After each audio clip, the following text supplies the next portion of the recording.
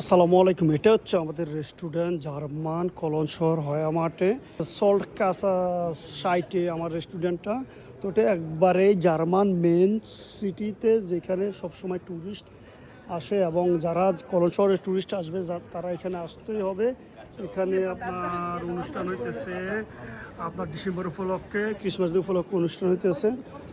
এই দিকটা আবার নদীতে যাওয়া যায়, তো ওই দিকটা জার্মান আমরাইন নদী আছে সামনে। এরপর আমি আপনাদেরকে ভিতরে দেখাচ্ছি। এটা হচ্ছে যে আমার ভিতরে, আমাদের রেস্টুরেন্টের ভিতরে এটা হচ্ছে আমার রান্নার সাইট, যেখানে রান্না করি, পিৎজা তৈরি করি, পাস্তা তৈরি করি এটা। আর এটা হচ্ছে আমাদের বারের সাইট।